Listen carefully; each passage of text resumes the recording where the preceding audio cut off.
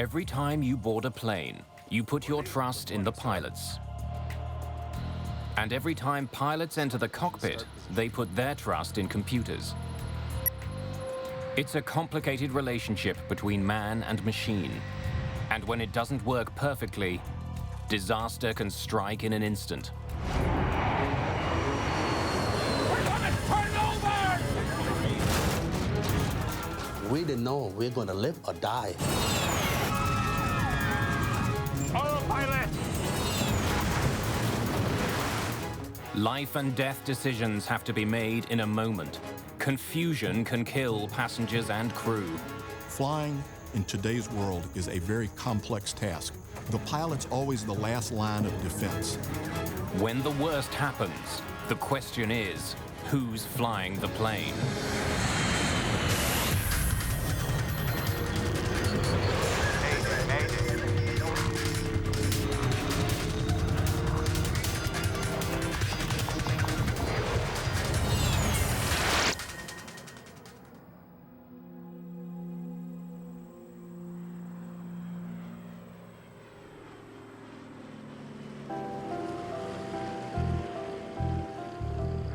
It's just after 8:30 in the morning in Sanford, Florida.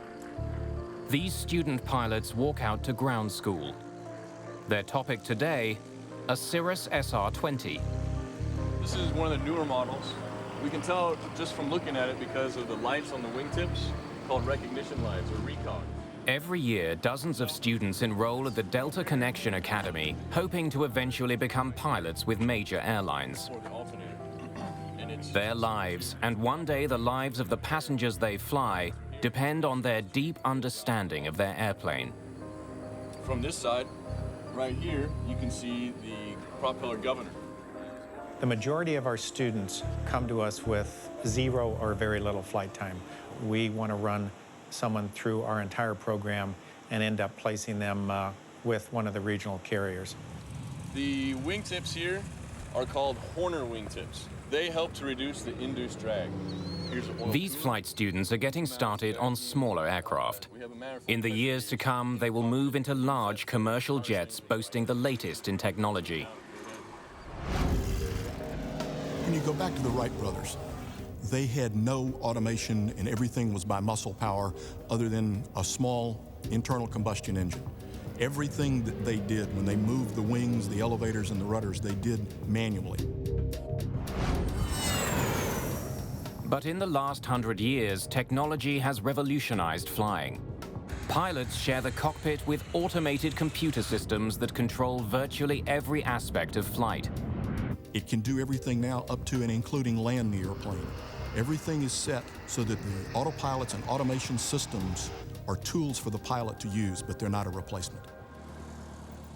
It's a critical lesson for student pilots to learn. Safe flight is a balance between automation and training. If a pilot makes a mistake, or if an instrument malfunctions, these flying computers can turn into lethal machines that can't be controlled. Lima, Peru, October the 2nd, 1996. Aero Peru Flight 603 prepares for takeoff for Santiago, Chile. The plane is a 4-year-old Boeing 757, a highly sophisticated jet known for its reliability and safety. The 757 is flown by 2 of the national airline's best pilots, Captain Eric Shriver and First Officer David Fernandez. There are 61 passengers and 9 crew members on board. The jet is among a new generation of computer-controlled aircraft in which pilots are trained to rely on a central data system that is designed to reduce errors, both mechanical and human. Gear up. Tonight, though, within minutes of takeoff, the flight begins to go horribly wrong. The altimeters are stuck. The altimeter indicates how high the aircraft is flying over the ground. It reads 0, but the plane is clearly airborne. This is really new. Keep V2 plus 10. The 757 is equipped with 3 altimeters. One for the pilot, one for the co-pilot, and one for backup. All 3 seem to be dead. As the 2 men try to solve the first problem, they lose another crucial instrument, the airspeed indicator. The speed. Eh? The speed. What's going on? We're not climbing. No, I am climbing, but the speed. Hold it. Maintain speed. Bewildered by the host of confusing warnings, Captain Shriver decides to land. Lima Tower, Aero Peru 603. We are in an emergency. Aero Peru 603, Lima. We are declaring an emergency. We have no basic instruments, no altimeter, no airspeed indicator. Declaring emergency. To add to their problems, Shriver and Fernandez are flying at night over water with no visual reference points.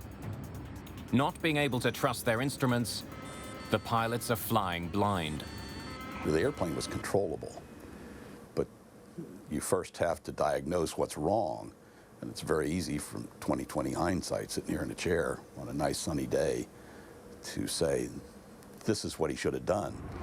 But in the cold, dark night, with bells and whistles going off, it's very difficult to analyze conflicting information that you're getting. Unable to trust their instruments, the pilots have to depend on information from the ground. Can you give us the airspeed, please, if you have us on the radar? Yes, affirmative. As of 10 seconds, It seems that you're climbing at level 6,000 at 22 miles south on heading 195.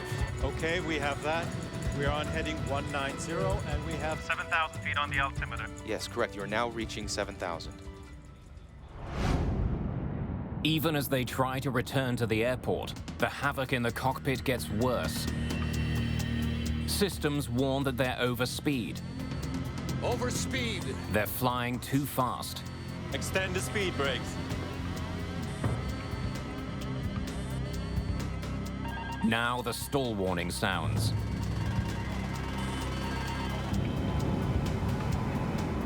And then... What's happening? Too low terrain. We have the terrain alarm. We have the terrain alarm. The ground proximity alarm warns them that they're flying dangerously low. Indicated a flight level of 10,000 over the sea. There is no checklist for if you have these 7 or 8 warnings going off, which they did, and they couldn't shut them off. Altitude is 9,700. 9,700? Yes, correct. Do you have any visual reference? 9,700, but it is indicating too low terrain. Are you sure you have us on the radar at 50 miles? Hey, look! The crew is bombarded with conflicting warnings. They have no idea which of them to believe. Suddenly, they realize the horrible truth. We're hitting water! Pull it up! They're flying just meters above the water. We're gonna turn over! Aero Peru 603, Lima.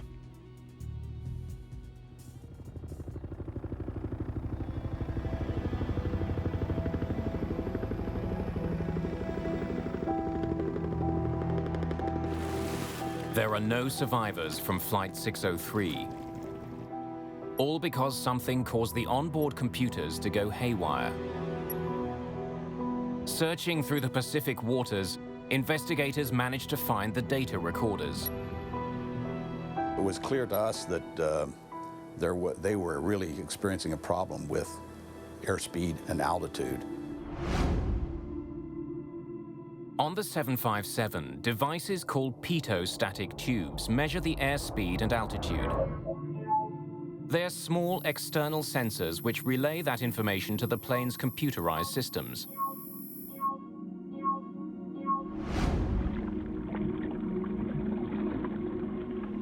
Deep underwater, tape is discovered covering the plane's sensors. How the tape got there leads investigators back to the maintenance crew at Lima Airport. Just before Aero Peru 603 lifted off from Lima, maintenance workers had cleaned the jet. A worker had covered the static ports with tape to protect them. This is standard procedure. But when the maintenance was complete, the worker forgot to remove the tape. It was a small oversight with tragic results. The inspector who was supposed to quality check his work did not do it. And the supervisor out on the line that night was not there. He was sick, and there was a regular mechanic who was filling that role. He did not see it. In this case, the captain did the pre-flight. They do a walk around looking for just that kind of thing. The captain did the pre-flight that night, and he did not detect it either. Yes, correct. You're now reaching 7,000. The blocked tubes also explain why the air traffic controllers told the crew they were flying at 7,000 feet. The information on the plane's height isn't calculated by radar on the ground, but by the plane's onboard systems. From 7,000 feet, the plane began to slowly descend, but the onboard systems couldn't detect it. Your distance is... And the air traffic controller had no way to know the altitude indicated on his system was wrong. Course north 360. Blindsided by bewildering readings from their instruments, the crew was completely lost. Aero Peru 6. They had no idea where they were, how high they were flying, or how fast they were going. We're hitting water! Pull it up! Climb Aero Peru 603. If you need to, pull up.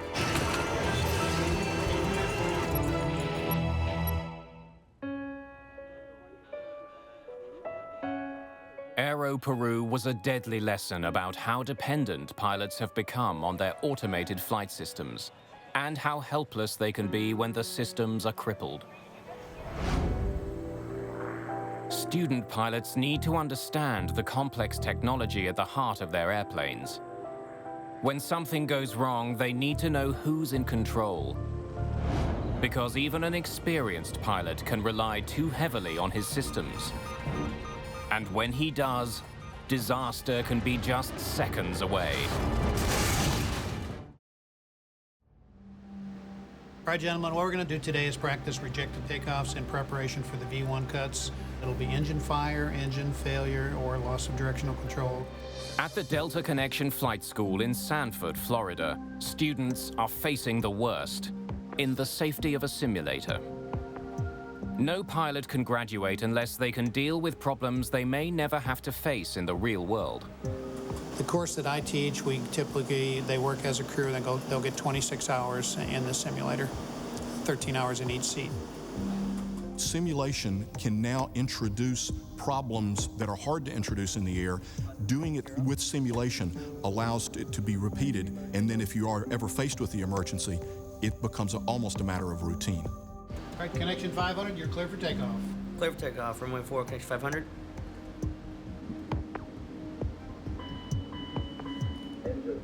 Right after takeoff, the students are faced with an emergency. And we got a left engine oil pressure. When you get one of those warnings, don't just punch it out. Go ahead and acknowledge it so both pilots are in the loop. You're both on the same page. All right. We got a left engine oil pressure. I'll take flight controls and radios. I have the flight controls. They run through the drill again and again because surviving in the air depends on getting it right in the simulator. In an actual cockpit, even a small inconvenience can escalate into a desperate struggle to save the airplane. February the 19th, 1985. China Airlines Flight 006 is tumbling through the sky. No response, Captain! Airspeed 80 knots and falling. One of the engines has failed. No response. Their instruments seem to be making no sense. People just popped up like popcorn, hitting the cabin. We didn't know we were going to live or die. The 747 falls more than 10 kilometers in 2 minutes. The pilots can barely keep it airborne. You know, this airplane is totally out of control. It is going to crash. The jet nosedives towards the Pacific Ocean. Then, just moments away from impact, the crew regains control of the plane. Bookland Center, Dynasty 006. We're declaring an emergency. Dynasty 006, Oakland Center, you are now cleared. You are free to descend at pilot's discretion. After surviving a tremendous fall, Captain Min Yin Ho makes a smooth, textbook landing.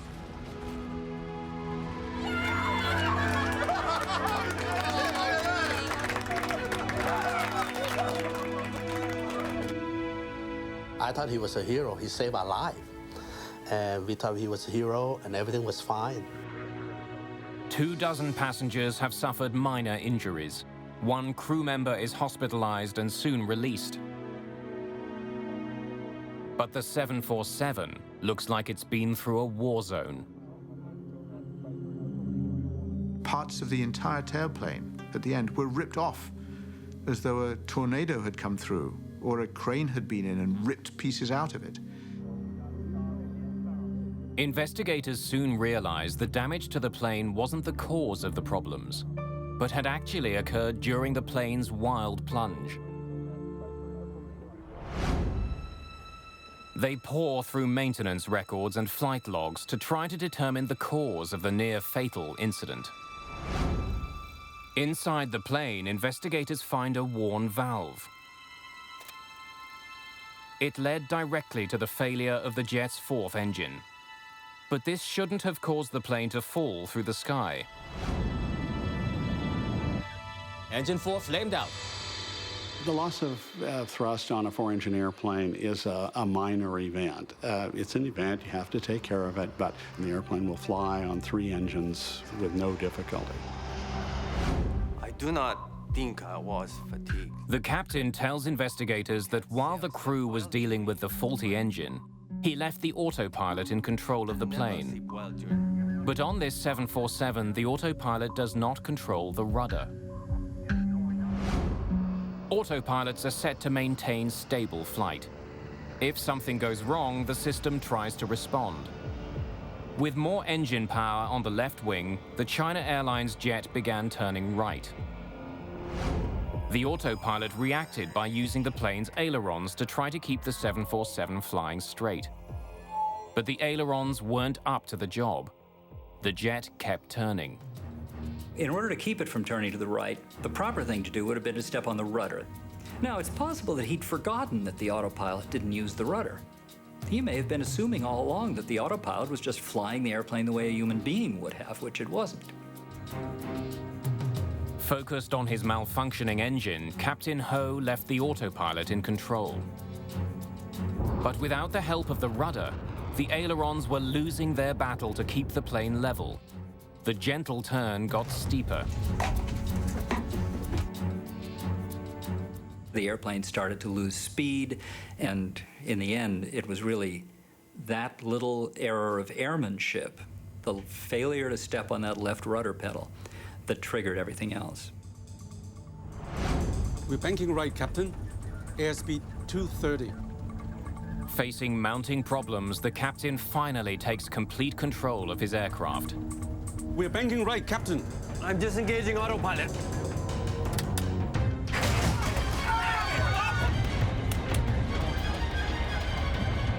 When the autopilot snaps off, his situation only gets worse.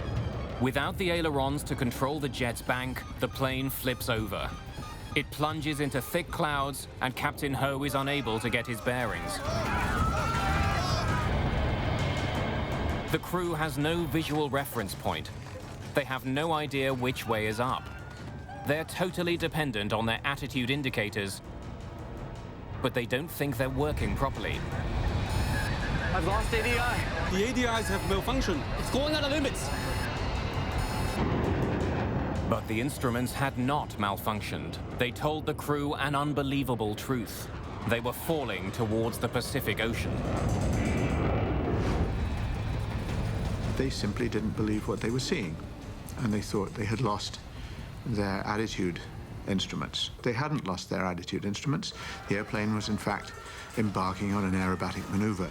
You can see the stewardesses, all these people who didn't have their seatbelt on, they were flying.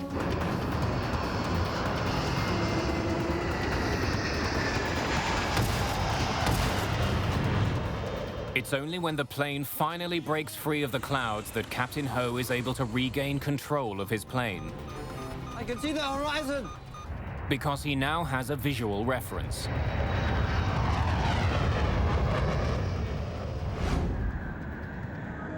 By the time Captain Ho takes full control, it was almost too late. The near-fatal dive highlights the need for pilots to avoid relying too much on their computers.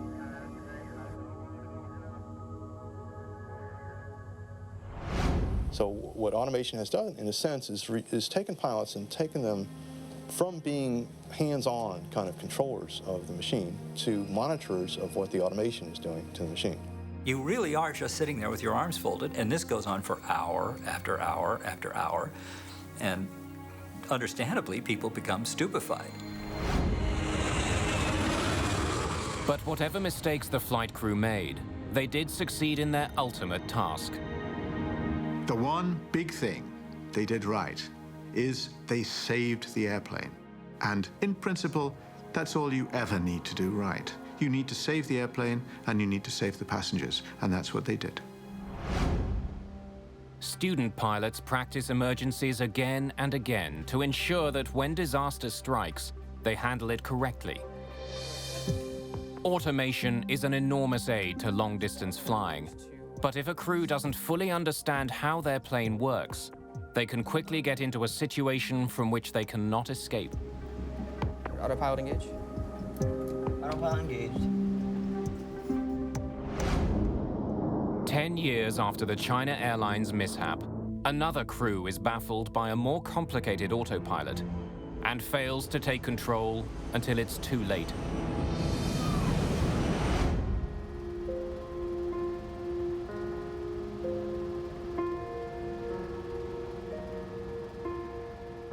March 1994, Siberia.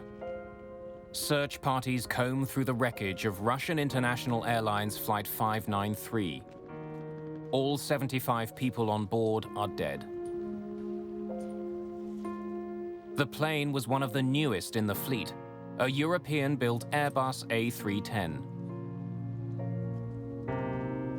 Listening to the cockpit voices, investigators are shocked by what they hear. Children's voices in the cockpit. They are stunned when they realize these children had operated the flight controls. The children were the son and daughter of the pilot in command, Captain Yaroslav Kudrinsky. Investigators begin to piece together an almost unbelievable story. On the evening of March the 22nd, 1994, Flight 593 begins its scheduled 10-hour journey to Hong Kong. I think it's going to be nice trip. Several hours into the jet's flight, the aircraft is cruising on autopilot. On board are two children taking their first international flight, Yana and Eldar Kudrinsky. A family friend and fellow pilot brings the children in to see their father. This is First Officer Igor Vladimirovich Piskarev. Hello. It's the beginning of a deadly chain of events. What do you think of our new airplane? It's very nice. It's amazing. Flight 593 is now over 2,000 miles east of Moscow, near the middle of Siberia.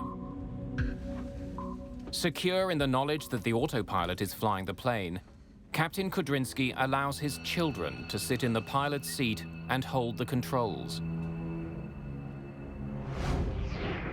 Unlike the China Airlines 747, the more sophisticated autopilot on this jet can control every part of the plane, including the rudder.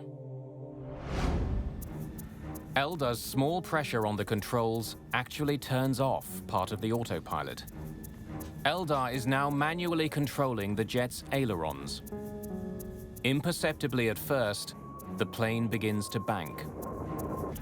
Set the horizon. No one in the cockpit responds to the gradual change in direction. And the very design of the plane hides the fact that the jet is on the brink of disaster. Yes, it is. Another peculiarity of the plane is that it has no alarm signaling the disengaging of the autopilot in the lift channel.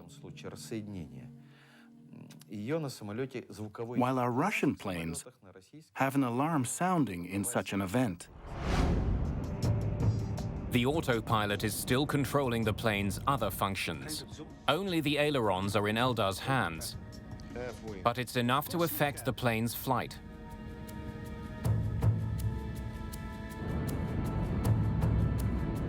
Moments later, the Airbus is banking at 45 degrees.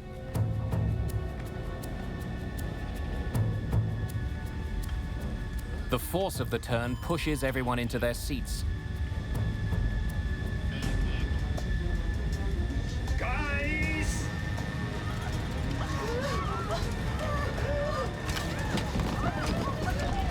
The increased G-force makes it difficult to reach the controls. Hold it. Hold the control column. Eldar is the only one with both hands on the controls. The speed of the turn is pushing him back in his seat. The other way! Turning to the left! I am trying to get left! Okay, get out! But Eldar can't leave. His body feels twice its normal weight.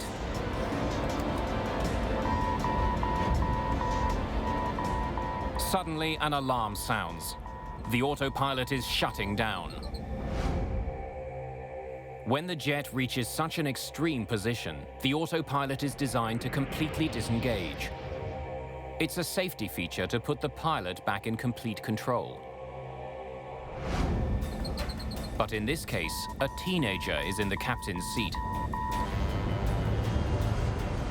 The plane begins to dive towards the ground. To the left, there's the ground! The plane dives at an incredible speed, plunging over 200 meters per second.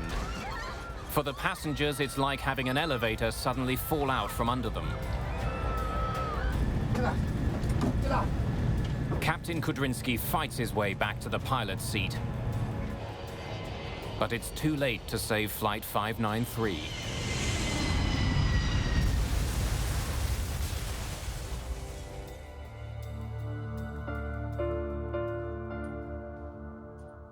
As in the China Airlines incident almost a decade before, the Russian crew was confused by their automation.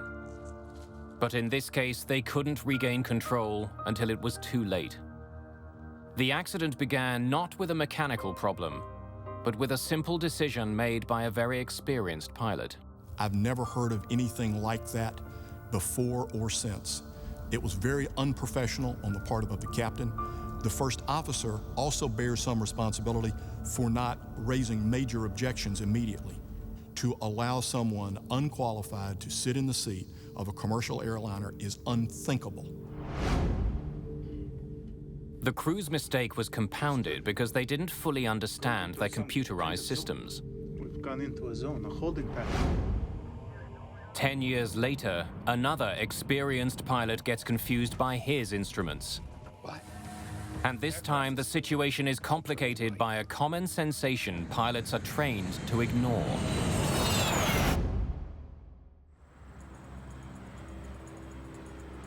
Paul Morrow is an instructor at the Delta Connection Academy in Florida.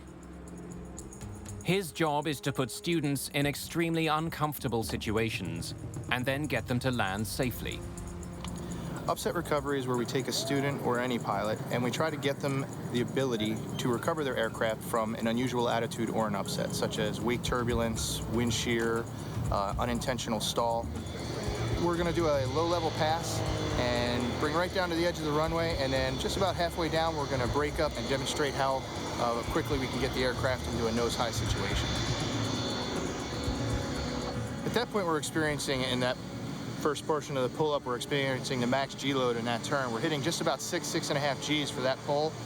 6 Gs, you're experiencing 6 times your body weight. I weigh 200 pounds, so 6 times that. At that point, I feel like I weigh 1,200 pounds to my body. It feels like I'm being squeezed completely all over my entire body. It feels like your face is kind of peeling down over you, and it's just once you get used to it, it's kind of fun. In a tightly controlled situation, with an instructor in the next seat, A student pilot learns to cope with intense physical sensations that can disorient and confuse. Pilots have to overcome these sensations and even ignore them. Trusting what your body is telling you can have deadly results.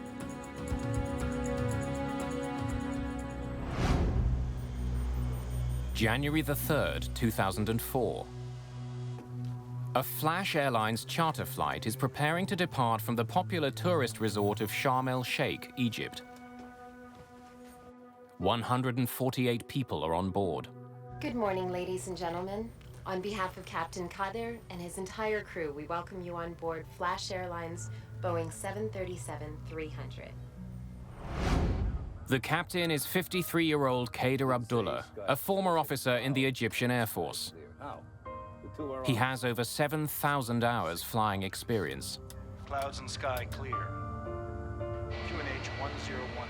In the darkness before dawn, Captain Kader and his crew execute a smooth takeoff. Flying manually, they haven't yet engaged the plane's autopilot. But while still climbing, the flight plan is already beginning to fall apart. Turning right, sir. What? Aircraft is turning right. Turning right? How turning right?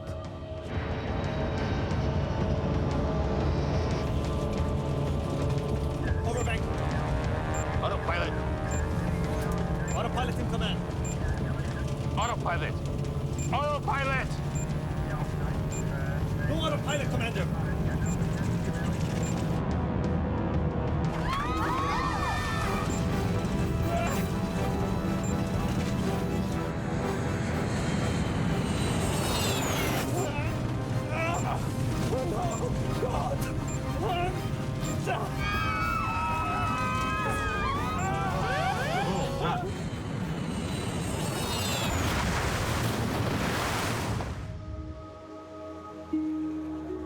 In the morning light, investigators find no one has survived the horrific accident. The plane had just taken off, and it looked very strange why this accident happened so quickly after takeoff. French and American investigators join Egyptian authorities in the search. It takes 2 weeks just to find and recover the cockpit voice and flight data recorders. Investigators explored dozens of possibilities, including the idea the crash was caused by vertigo. Vertigo is a physiological condition, and it's based on the inner ear. Over a dark ocean, without a defined visual horizon, no ground lights, the pilot may not be able to perceive visually whether he was flying up, down, left, or right. And if the fluid in his inner ear was moving or he tilted his head, that may induce a sensation, a physiological sensation, that may cause the pilot to believe the airplane is flying straight and level when it's actually turning. Roger, when ready, inshallah. Left turn to establish 306, Sharm VOR. As the plane banked over the Red Sea, it slowly began going off course.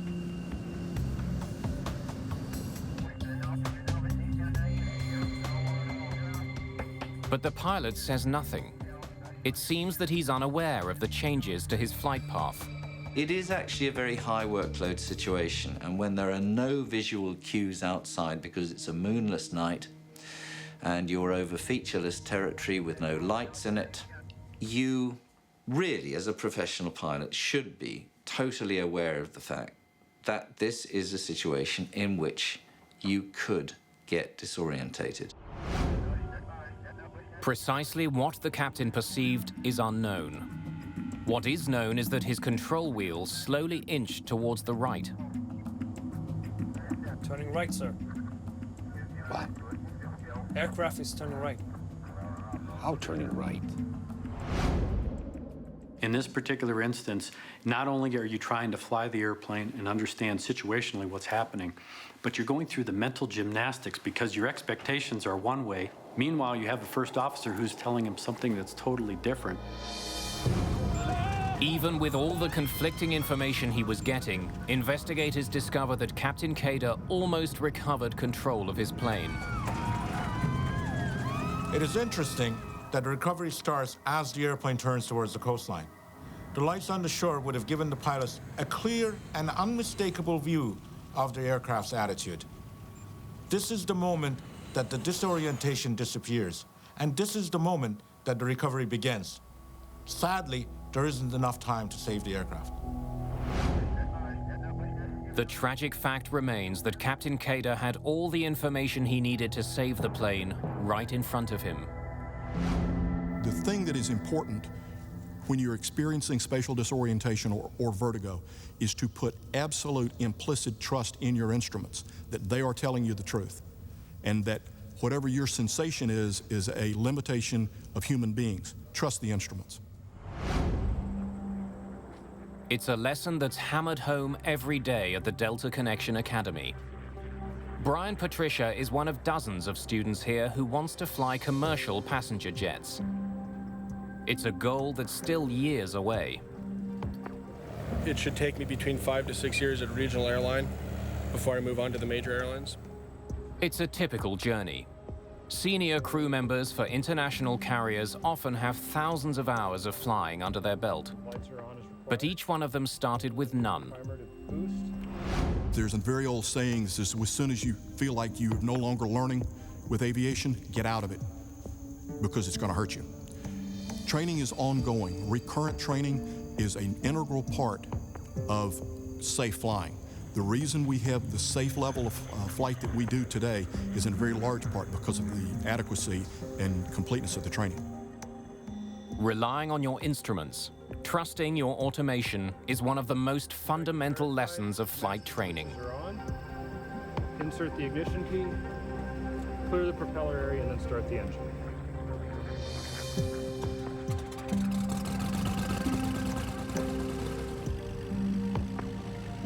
Every safe flight, from small planes to jumbo jets, depends on pilot and plane working together.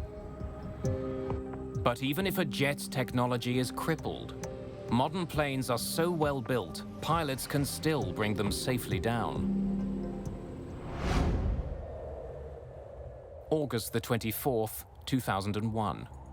Air Transat Flight 236 is carrying 306 passengers and crew. Bound for Portugal, the Airbus is in serious trouble high above the Atlantic Ocean. You could literally hear a pin drop. The exterior, there was no sound in that plane, in that cabin at all. The airplane is so silent because it's run out of fuel. A state-of-the-art jet is now a very heavy glider. Functions we've lost. We have no more stabilizer and yellow hydraulic, no ADR 2 and 3, no anti-skid, no reversers. The technology that normally keeps planes flying has deserted the crew. The jet is 10 kilometers in the sky without the most essential instruments. Captain Robert Pichet and co-pilot Dirk de Jager have to find a way to get it safely back to Earth. For the first 4 hours of their journey from Canada to Portugal, the flight is unremarkable. We're getting to our next checkpoint. Every 30 minutes across the Atlantic, the crew had checked their position and their fuel consumption against their flight plan. 0.2 tons on the right, 11.2 tons on the left. Despite the computerized systems, some procedures like checking the fuel on board are done by hand. Fuel check complete. Levels normal for the distance flown.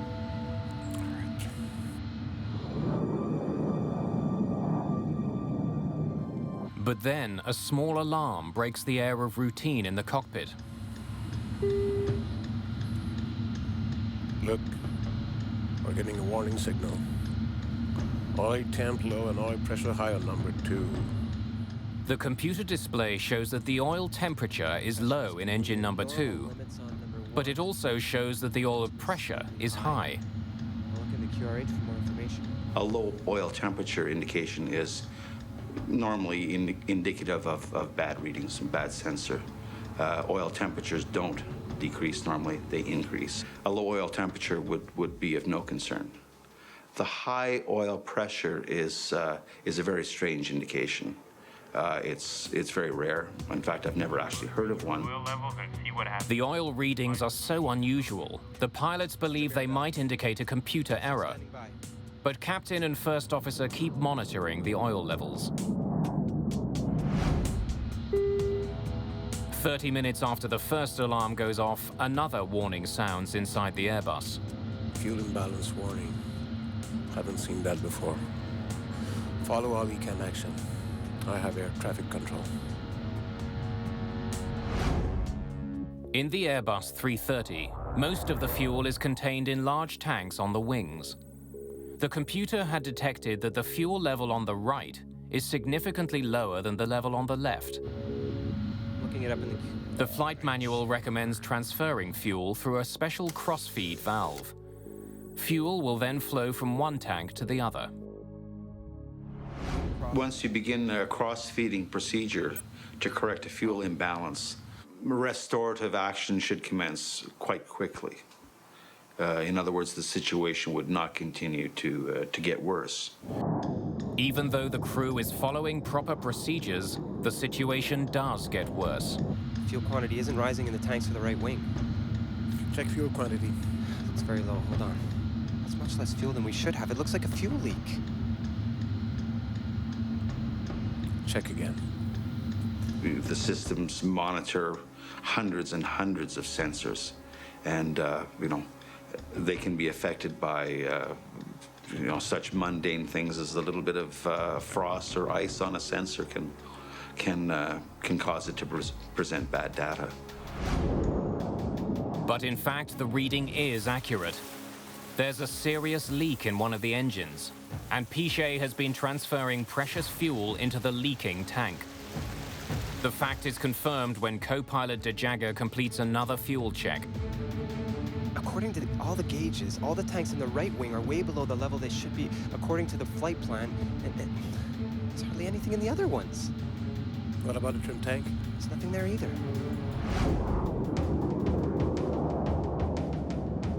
With every passing second, the leak drains the tanks of their remaining fuel, until finally, the jet is running on empty. We're losing engine number 2. I don't believe this. Okay, maximum thrust on number 1. What's going on? Yes. Try to transfer fuel from center tank and the trim tank. Transferring. Fuel quantities reaching 0. This can't be. We're not gonna go completely dry on this airplane. But in fact, the Air Transat has run out of fuel, some 12,000 meters over the Atlantic Ocean. No fuel means no power to control the plane.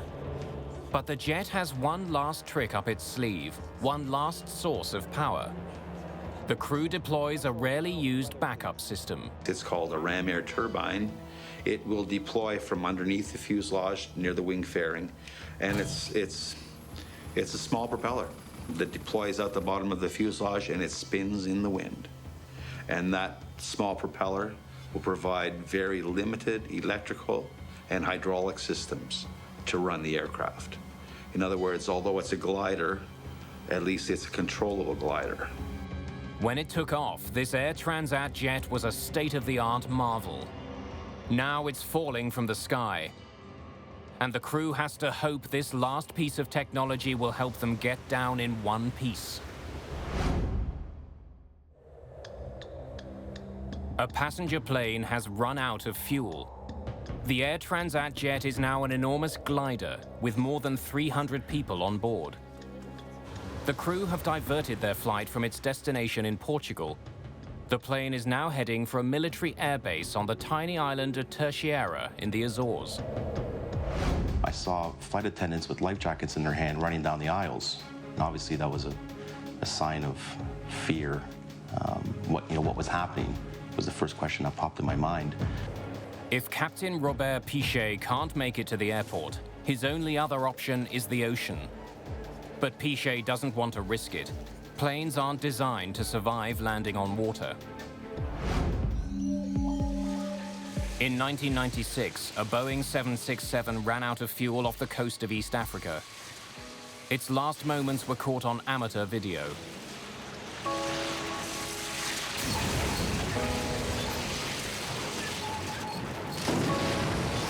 Of the 175 people on board the Ethiopian Airways jet, only 50 survived.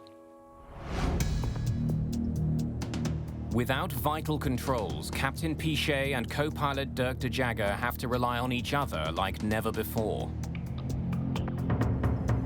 The thought that a commercial airliner is going to find itself out of fuel with all the safeguards and all the redundancies is hard to fathom. This crew faced it together. Slats out and locked. The very design of the plane prevents it from dropping like a stone. Even without engines, the plane's forward momentum gives it some lift. It's falling fast, but it's still flying. Can you give me a landing speed, please? No engine, no flaps.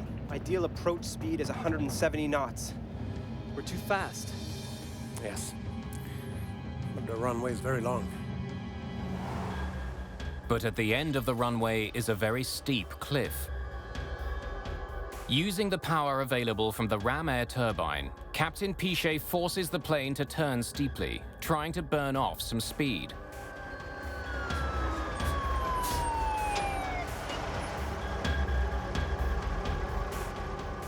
The plane was almost on a 45-degree angle. I thought it was just gonna flip over and just nosedive straight down. Everybody, I need you to brace. Hang on.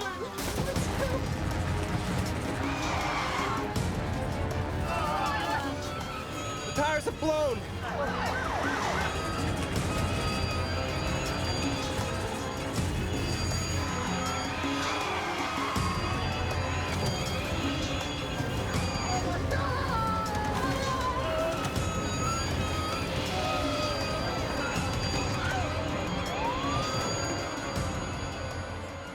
After bursting 8 tires, the plane finally stops in the middle of the runway. Everyone on board survives. We got that plane down safely, only blew out 8 of the 12 tires, and saved 300 people. He saved 300 people's lives. Pichet and de Jager have flown their Airbus without power further than any passenger jet in history. News of their remarkable achievements spreads around the world. You don't have time really to think about anything else than taking care of the safety of your passenger, you know. That's your main goal, and since we didn't have any engine, the other main goal was to make the landing safely. So at that time, I guess the experience came in. Investigators discover that the leak on board the jet had been set in motion when the right engine had been replaced 5 days before the crash. We have to realize that there was a small mistake made in terms of changing the pump. We installed it, but then some pipes, so to speak, were needed to be connected to the pump, and there was a mismatch. The small mistake had crippled this highly engineered machine. But its very design left the pilots enough control to steer the plane away from disaster.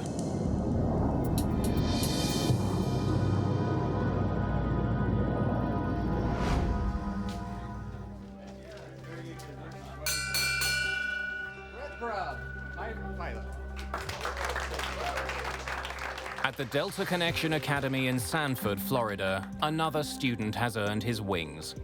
After 14 months of training, he's one step closer to becoming a commercial pilot. We don't take everybody here at the Academy.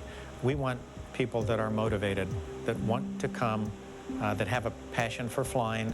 It's a career that you've got to want deep inside to accomplish. Otherwise, you'll never make it through. Accidents have reinforced the need for pilots to understand the complicated relationship between crew and computers. The lives of countless people depend on it. Pilots take the responsibility for their passengers very, very, very seriously. We're responsible from the time that that passenger enters the airplane until they leave at the destination. The pilot's always the last line of defense. Automated systems make flying more predictable and dependable. But it's the marriage of computers and crew that ultimately makes flying one of the safest ways to travel.